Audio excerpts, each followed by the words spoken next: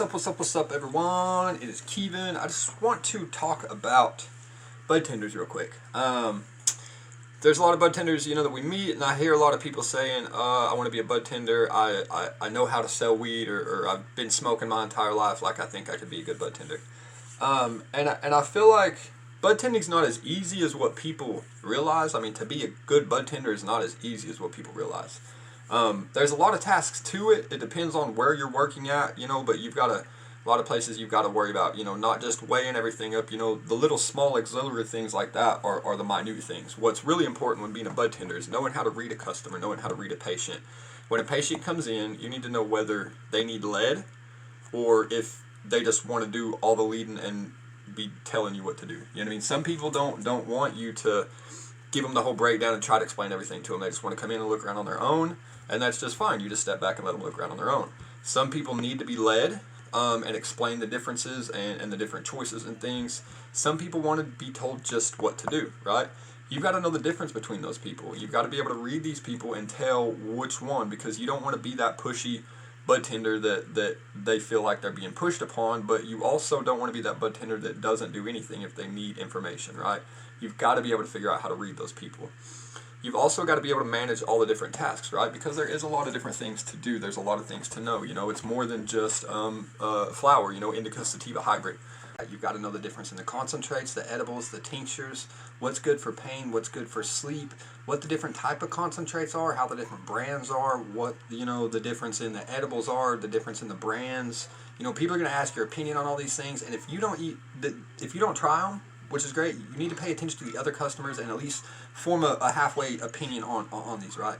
You've got to be able to know all your product in the store, everything. You've got to know everything in the store. Like knowledge is everything, and again, there's so many of these budtenders that have no knowledge whatsoever. Like I understand that there's budtender classes and things like that, and degrees and a lot of these things that people can take to learn more, but a lot of places don't hire people because of that, right?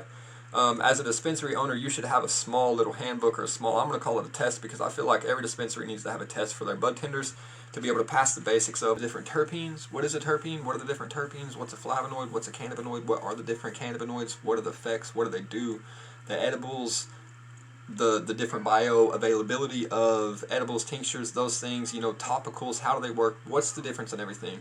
All those basics, even though it seems like a lot, it's basic. As a budtender, you should have to know all those things. You got to be able to read and tell between a customer that is stuck in their ways and believes 100% that high THC matters, that doesn't really, that believes indica sativa hybrid 100% what it is, and not, the difference in the cannabinoids or the CBN or the terpenes and the things that actually, give you the indica effect or give you the sativa effect. You know what I mean?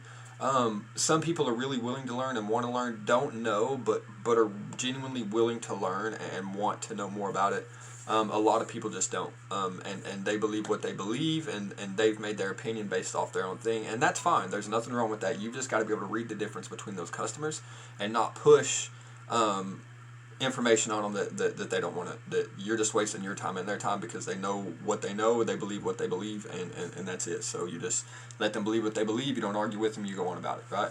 Some people want information and you tell them as much as you can, but if they don't, just go on about it. You've also got to be able to what's that word I'm looking for? De-escalate, right? You've got to be able to de-escalate with customers that come in that are unhappy. It's a mash of multiple jobs. It's not just selling weed, right? It's a mash of knowing how to take care of the customers, being efficient with your time, and also just the basic of having a job, cleaning up after yourself, taking out the trash, sweeping and mopping, doing the little things that any kind of store business needs. A lot of people think all we have to do is sell weed and that's it.